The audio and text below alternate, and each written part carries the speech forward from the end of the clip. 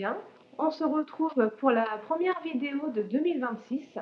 Je n'étais pas revenue depuis la fin décembre parce que voilà, j'avais terminé certains encours que j'avais présentés dans la dernière vidéo et j'attendais d'avancer un peu au niveau de mes projets.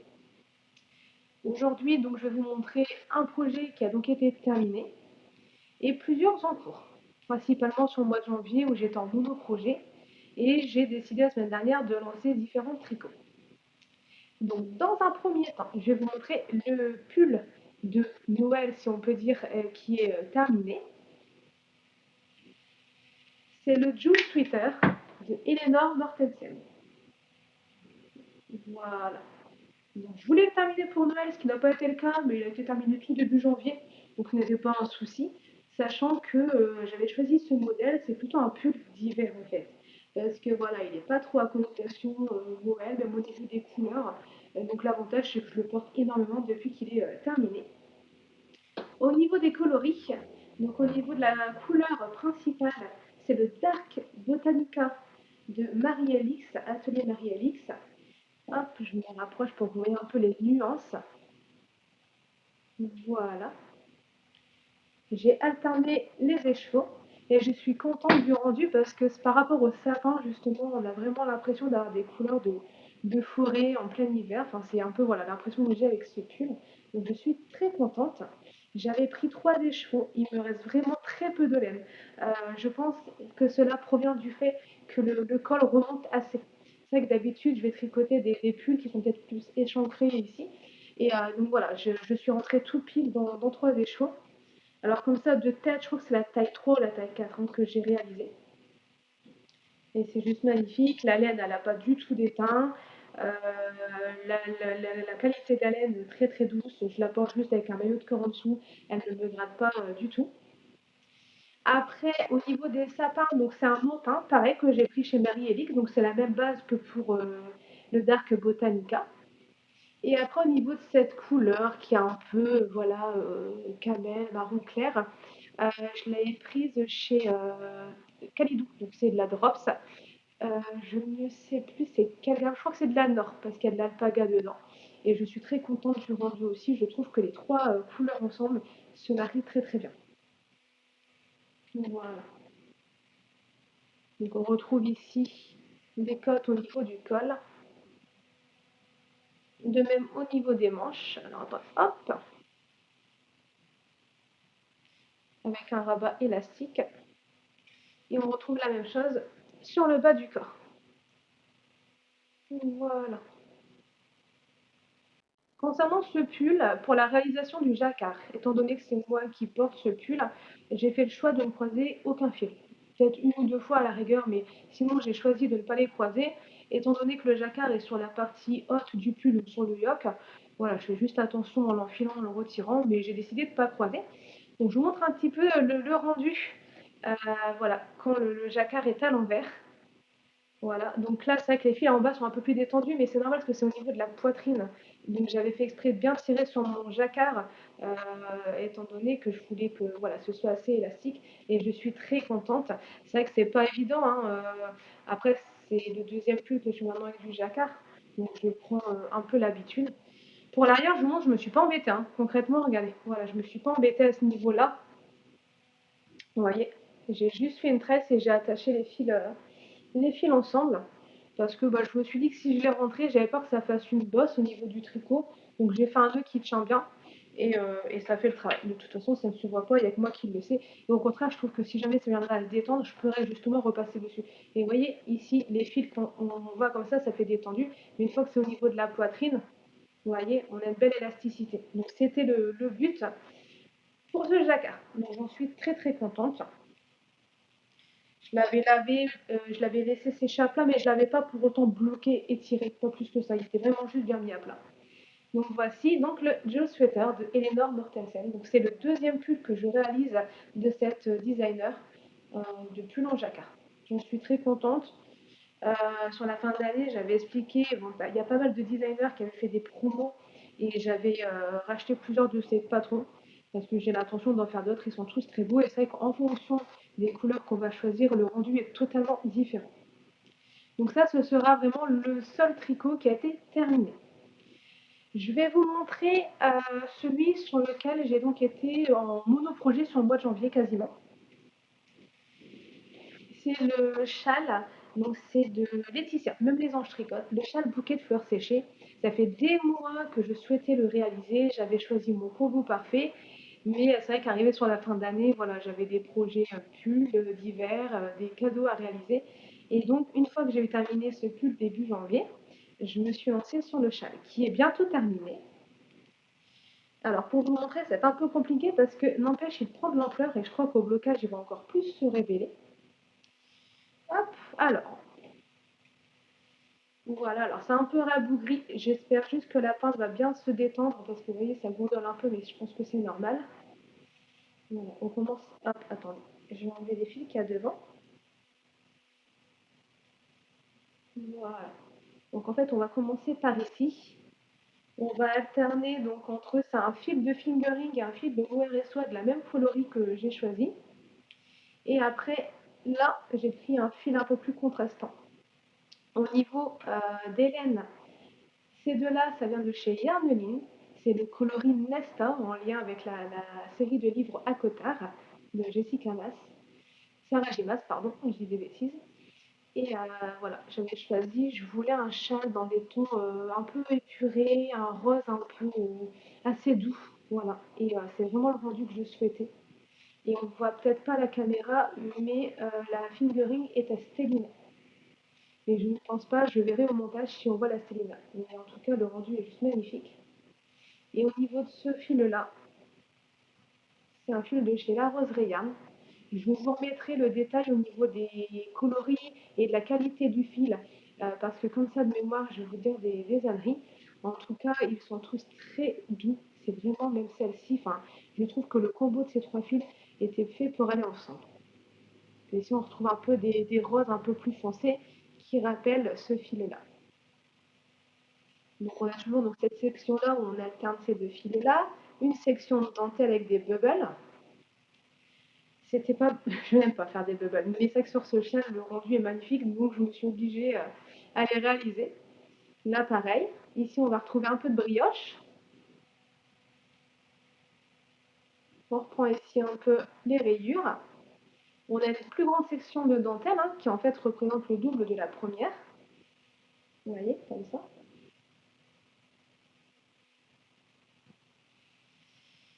Et donc ici, on reprend les rayures et après on a une section de dentelle ici, mais qui était répétée une seule fois, enfin qui n'était pas répétée, hein, qui était réalisée qu'une seule fois. Et donc là, je repars sur des rayures et on finira par une section de dentelle, je pense, pour faire la finition. Et donc c'est une forme cerf-volant, comme vous pouvez le voir. On va arriver de toute façon à la fin sur une partie où hop, tous les points seront voilà, sur ce côté-là, le grand côté. On voit bien à la fin, si je vous montre comme ceci, que là, on n'aura plus rien. Une fois que j'aurai fait les autres rayures qui manquent, on va arriver ici en diminuant. Et donc tout sera sur cette partie-ci. Voilà. En fait, on a toujours arrivé, je ne sais plus à quel endroit, on aura toujours le même nombre de mailles sur les aiguilles, c'est juste que ça part, on décale sur un côté. Donc ce châle, voilà, va avoir une très belle ampleur, j'ai hâte de le terminer, de pouvoir le porter. Et en fait, il est tout fluide. J'avais choisi la taille d'aiguille qu'elle recommandait, je crois que c'est du 4. Oui, c'est du 4. Et honnêtement, je l'ai bien fait, c'est vraiment adapté. J'avais peur d'avoir trop serré vraiment ici sur les côtés, mais une fois que je le tends, je pense qu'au blocage, ça ne posera aucun problème. C'est le deuxième châle que je réalise de Laetitia, même les anges tricotent. Et c'est vrai que c'est très très bien expliqué. Voilà, vous voyez, c'est ceci que j'avais choisi. Et en fait, donc là, on a le ORS soie avec la fingering en Stellina. Si elle brille un peu avec la lumière, je trouve que ça rend bien. Donc en fait, c'est le même coloris Nesta pour les deux. Et donc ici, c'est celui de la rose Rayanne. Et on voit le fil, il est très soyeux, il brille, et c'est vrai que les trois ensemble, j'en suis très contente. Donc j'ai hâte de le terminer et de pouvoir le porter. Donc ça, voilà, c'était mon principal ouvrage que je faisais en janvier. J'étais vraiment concentrée dessus. Ensuite, j'ai un en cours depuis quelques mois. C'est vrai que c'est pas l'encours le plus passionnant, mais il faut que je la termine. C'est une robe que je fais pour ma dernière, pour Eugénie. Je vais vous montrer ça. En plus, il reste pas grand-chose à faire, hein. Concrètement, voilà. Alors, je vais mettre sur le bon côté. Voilà, c'est une petite robe, on voit un peu à la lumière, le fil il brille. Il y a des fils argentés, il y a le rose qui brille aussi. Donc c'est vrai qu'à l'ombre, elle fait un peu sombre, mais elle est assez lumineuse. Et donc ici, au niveau du yoke, on voit c'est des petits motifs de fleurs, hein, des petits motifs de dentelle tout simple à réaliser. Là, on a un rond de point en mousse parce qu'on va venir relever par la suite pour faire une sorte de petit volant. Donc là, elle est au niveau du corps, euh, il me reste peut-être 5 centimètres à faire. Je voudrais que ça tombe au niveau du genou. L'hiver se terminant, moi, on pourra la mettre aussi à la fin d'année. Puis c'est une robe d'hiver, donc le fait que ça passe même en dessous du genou, c'est pas choquant, ça va faire très joli. Et après, il faudra juste que je reprenne les manches. Et je crois qu'il y a une finition aussi au niveau du col. En fait, j'avais juste peur, c'est quand elle l'a touchée, même moi en tricotant, qu'elle grattait un petit peu. Je lui ai essayé en mettant entre guillemets des vêtements en dessous parce que ce sera porté avec un sous-pull et tout ça, et non, ça passe. Donc je pense qu'une fois lavé, ça sera encore plus doux. Et au niveau du fil, c'est un fil que j'avais acheté en déstockage hein, chez Noz, tout simplement. Malheureusement, j'ai l'étiquette du prix qui est dessus. Et je crois que c'est une marque suisse, mais je ne saurais pas vous dire le nom. Et c'est la gamme Shadow. Et donc, au niveau de la qualité, c'est du Super Kid Mohair et extra fine mérino. Donc, non, non, franchement, il me reste plusieurs pelotes. Il me reste plusieurs, vous voyez, il me reste tout ça. Et là, on voit bien justement en pelote comment ça brille.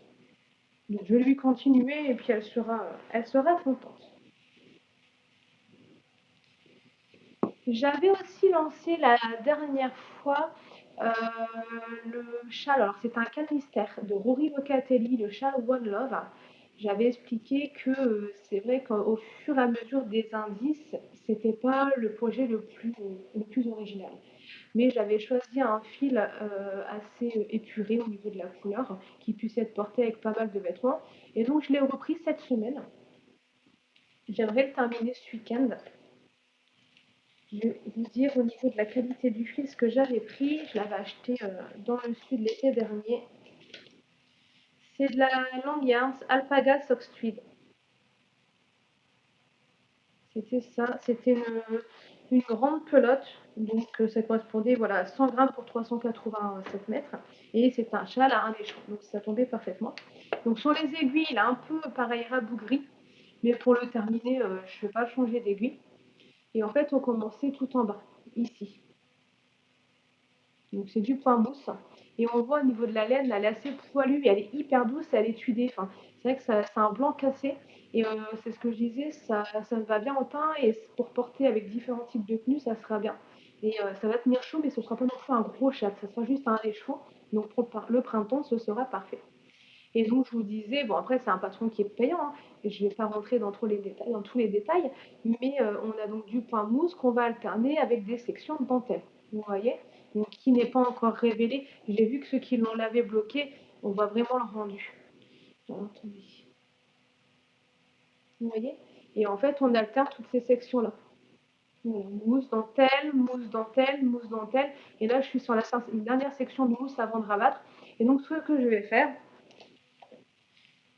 hop, il me reste ceci.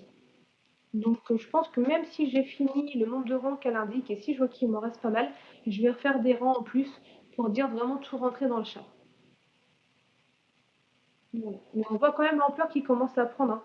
Je crois qu'on termine, on est proche des 300 mailles sur l'aiguille. Donc ça va être vraiment super. J'aime bien les châles à un écheveau, ça me correspond bien aussi. Donc, voilà. Donc non, non, je regrette pas du tout ce modèle. C'est vrai qu'il n'était pas très passionnant à faire. Mais par exemple, là, cette semaine où j'avais plutôt envie de faire quelque chose qui ne prend pas la tête, où il n'y a pas besoin de trop réfléchir, c'était parfait. Voilà, donc si ça vous plaît, le modèle de toute façon se retrouve sur Ravelry, c'est en anglais, mais très très facile à suivre, il n'y a rien de bien compliqué. Donc n'hésitez pas à les faire, à aller voir, pardon. Et j'avais déjà fait un premier châle à un écheveau là concernant. Euh, je vous remettrai le nom. Je l'avais réalisé en même temps que Brenda. Enfin, Brenda, elle doit terminer dans le coloris Rissant de Yarmeline.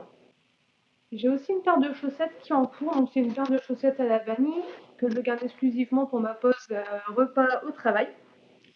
Alors, j'ai terminé la première chaussette. La voici. C'est la gamme de laine de Downton, dont le nom imprononçable, hein, Schweppes. Et donc c'est un autorayon. Donc j'avais commandé ça. Et en fait, j'ai juste répété les rayures ici à 2 reprises. J'ai demandé à Brenda qui l'avait déjà utilisé pour faire une peinture 39 et que ça rentrait dans la pelote à partir du moment, voilà, on faisait ces 2 répétitions et après on faisait le pied. Et là, il me restait du rose, ben, c'est le coloris Bala de Ivy Crea. Donc pour faire les côtes, le talon et la pointe.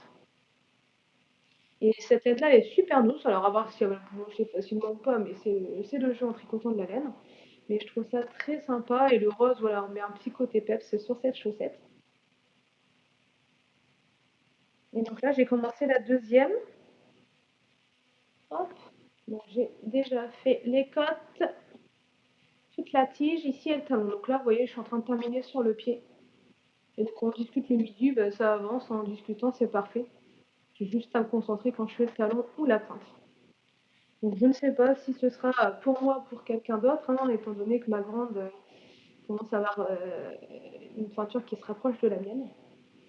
Mais c'est vraiment sympa à réaliser. Cette laine d'autorayon, elle est top, je vous la conseille. C'est pas mal. Vous voyez, il me reste que ça et ça va rentrer pile poil dans le pied, donc il n'y aura pas de gaspillage. Enfin, c'est pas du gaspillage, hein, ça peut toujours rentrer dans des jacquards ou autre. Mais au moins, ça correspondra parfaitement pour cette paire. Et donc, comme je vous le disais, j'ai questionné 2 ouvrages la semaine dernière. Et alors, tout d'abord, il y a un gilet. Donc, c'est le Hera Cardigan de Irene Lin. Irene Lin, j'ai déjà tricoté un top l'été dernier. Le top de couleur rose, j'avais adoré suivre ses explications. C'était très précis, c'était vraiment dans le détail, des belles finitions. Et donc, on a été au Ch'ti Bazar donc en novembre dernier avec les tricopines. Et avec Brenda, on s'est arrêté sur le stand de Yarmeline et on lui a pris un kit chacune pour le réaliser. Donc moi, je vais vous montrer, c'est un peu dans les tons marrons. Et Brenda, elle a pris dans un bleu un peu foncé. Donc c'est juste sublime. Et donc, on le fait en suri pour le corps. Et après, ça va être de la fingering hein, pour les côtes. Ici, au niveau des manches, au niveau du bas du corps, et ici, la boutonnière. Donc, le Hera Cardigan. Je suis au début. J'ai pas encore tricoté beaucoup. Là, je vous montre déjà les fils que j'ai choisis chez Yardeline. La laine toute fluffy ici en suri. J'ai pris donc 2 écheveaux. Et celui-ci en fingering. Je fais la taille 1. On a regardé parce que normalement c'est un gilet qui se porte assez ample et je voulais pas qu'il soit trop ample et on a repris un peu les mesures chacune de notre côté. Et moi c'est vrai que je suis partie sur la taille 1. De toute façon je remesurerai au fur et à mesure. Et donc voilà, j'ai pas encore tricoté beaucoup mais le rendu il est juste magnifique. Voilà. Je le tricote en aiguille 5 mm, comme recommandé dans le patron. Et c'est tout doux, c'est tout fluffy. Il y a des nuances, c'est léger, mais il y a des nuances dans le marron. Donc là, j'ai encore quelques centimètres à tricoter. Et après, on va venir relever des mailles pour faire justement les 2 pans du devant. Donc là, c'est le haut du dos. Normalement, si on suit la logique, que je ne dis pas de bêtises, voilà. C'est vraiment tout doux. Vous voyez, il est très poilu. Et c'est agréable. Parce que c'est vrai que des fois, du mohair et soie, ça aurait tendance à gratter selon bah, déjà le type de fil et la sensibilité qu'on a. Mais là, la Suri, c'est un petit nuage. C'est vraiment un petit nuage. Donc je crois que je vais reprendre ce week-end. Mais avant tout, voilà, je voulais terminer mon petit châle à un échon. Et mon deuxième en cours, enfin mon deuxième, en cours castonné la semaine dernière, c'est un truc pour mon conjoint. Il avait choisi des laines, donc pareil, sur le site Calidou, hein, c'est de la gamme de chez Drops. Et il avait choisi un pull de chez Maxime Cyr, le modèle Bipositive, celui-ci. Donc on n'est pas parti sur ces couleurs-ci. Il a choisi rouge au niveau du corps, les croix et donc là les contours en blanc en couleur noire et le fond en blanc. Donc j'ai tout commandé chez Calidou, comme d'habitude c'est très rapide. Et on a pris au niveau de la gamme, je cherchais, c'est la Lima de Drops. 65% laine et 35% alpaga. C'est de la DK. Et c'est vrai que enfin, je pense que c'est la première fois que je tricote de la DK. J'ai déjà tricoté quand même des fils en double ou un fil de fingering avec un fil de lace. Mais de la DK, c'est la première fois.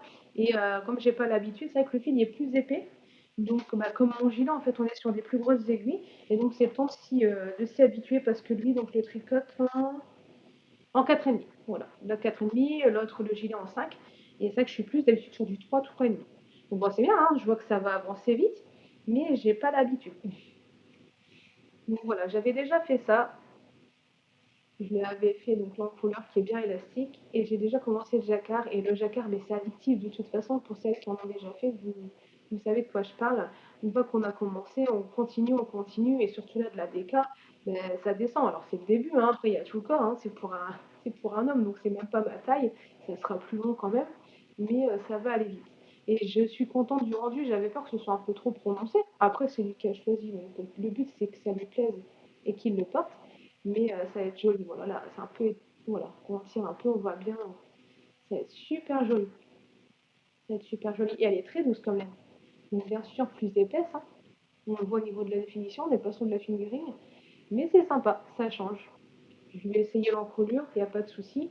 Et je pense que quand je vais descendre au niveau du yoke, pareil, je vais lui essayer parce que on n'a pas la même largeur au niveau des épaules.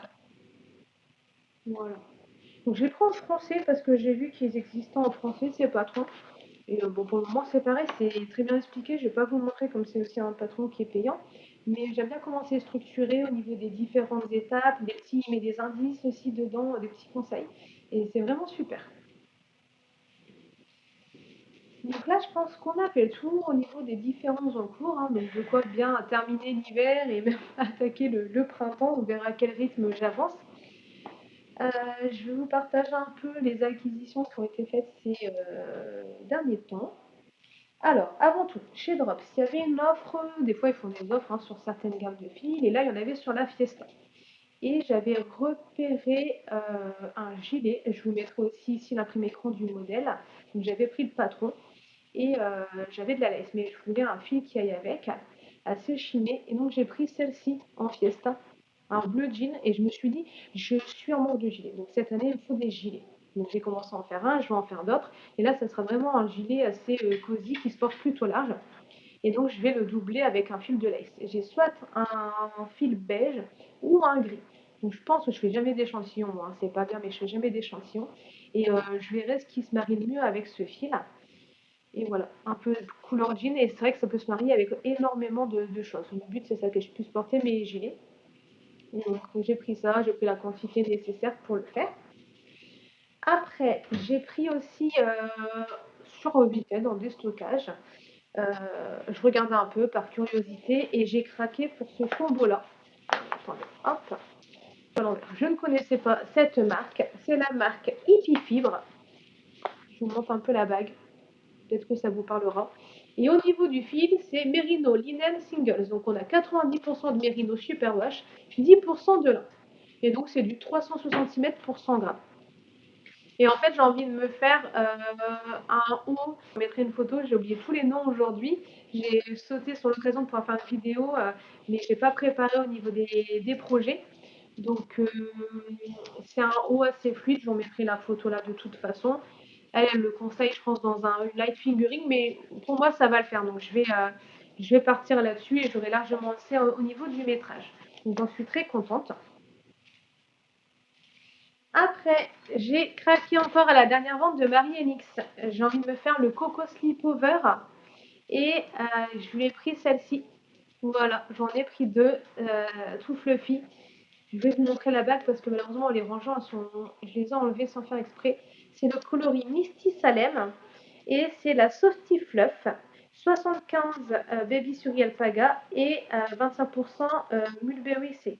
Donc 300 mètres pardon, pour 50 grammes. Donc voilà sa petite bague à Marie-Elix. Et donc je lui en ai pris deux et c'est comme pour mon gilet tout à l'heure, j'adore la Suri.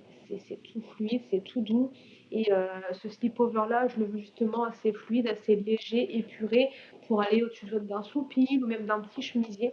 Et ça va faire super beau. Il est très lumineux. Donc même si c'est un gris tout simple, ça va pas du tout faire fade. Vous voyez à la lumière, ça va être sublime. Et là, pour information, je ne veux pas dire d'ânerie, Marie, elle fait bientôt une nouvelle vente au niveau des coloris du printemps. Je vous remettrai l'information, je crois que c'est fin février. Voilà, donc c'est super joli. Ensuite,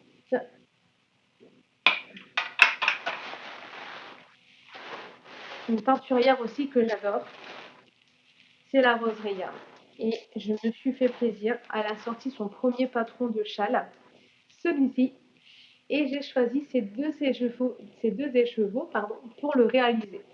On reste sur le même principe, enfin j'adore tout ce qui est coloris un peu plus peps, pétant et tout ça, mais des fois partir sur des projets un peu plus simples qui se marient avec facilement avec différentes tenues. Et voilà, je voulais quelque chose comme ceci. Donc là, on va être sur de la 100% Merino bio non superwash, parce que c'est vrai qu'elle privilégie, elle, les fils naturels, mon traité, des coloris naturels, ce qui est le cas ici. Donc c'est coloris caramel, 400 mètres pour 100 grammes. Et là, on va être sur son mohair et soie, donc 64% de kill mohair et 36% de soie. Donc 420 mètres pour 50 grammes. Coloris flamme créole. Et vous voyez, ça va être très, très beau, très lumineux et ça peut se marier avec beaucoup de tenues. Donc j'avais envie de la soutenir, de l'encourager, que ce soit dans la réalisation de son premier patron et au niveau de ce qu'elle propose au niveau des fils. J'ai déjà tricoté sa laine dans un premier châle, là je l'ai dans mon bouquet de fleurs séchées. Et voilà, donc j'en suis très très contente avec en cadeau euh, voilà, ce petit mini. À voir dans quoi je vais pouvoir l'intégrer. C'est du 100% Mérino Bio non superwash et c'est le coloris soleil. Et c'est vrai qu'on reste dans la même gamme au final. Voilà, c'est super joli. Pour terminer au niveau des acquisitions, là il va s'agir de bouquins. Alors, fin d'année, j'en ai pris plusieurs. Alors, au niveau du tricot, j'ai pris les chaussettes dont vous êtes le héros de Claude Tricot. Claude Tricot qui a pas mal de vidéos sur YouTube. Et c'est vrai que quand je réfléchis à différentes choses au niveau du tricot, souvent je tombe sur ses vidéos et j'ai pas de problème à suivre ses indications. Voilà. Donc c'est un petit livre qui est super pratique. Alors je ne l'ai pas encore utilisé et je l'ai bien feuilleté parce que les informations elles sont super. Je ne vais pas vous montrer mais j'adore la façon dont c'est présenté. C'est très ludique. C'est ça moi j'aime bien dans des bouquins.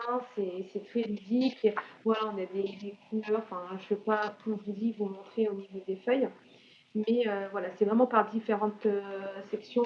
Là, vous voyez par exemple la section talons et donc tout est bien compartimenté comme ceci. Et j'adore. Franchement, c'est super bien fait. C'est vrai que cette année, j'aimerais faire un peu plus de chaussettes. J'en fais toujours chaque année, mais ouais, peut-être plus expérimenter et me creuser la tête pour faire d'autres techniques que toujours partir sur les mêmes talons, les mêmes cottes. Donc voilà, les chaussettes dont vous êtes le héros de Claude Tricot et c'est aux éditions Erol. Ensuite, j'ai pris, c'est un magazine cette fois-ci que j'ai trouvé dans mon Carrefour Market tout simplement, mes projets tricot. Il y a 16 patrons de chaussettes au tricot. Donc, je me suis dit, les modèles sont sympas dedans. Je me suis dit, je vais le prendre, ça va être sympa. Donc, j'y suis allée la semaine dernière, je voyais qu'il était encore en vente. Peut-être que vous allez pouvoir le retrouver. Jacquard, motif fantaisie, techniques variées. Et donc, voilà, il y a plusieurs designers dedans qui ont mis leur modèle. Donc, n'hésitez pas à aller voir même chez votre buraliste si jamais vous le trouvez. J'ai pris aux éditions de Saxe Tricot Nordique la deuxième édition. J'avais acheté le premier il y a 1 ou 2 ans. Et là, ils ont sorti le tome 2.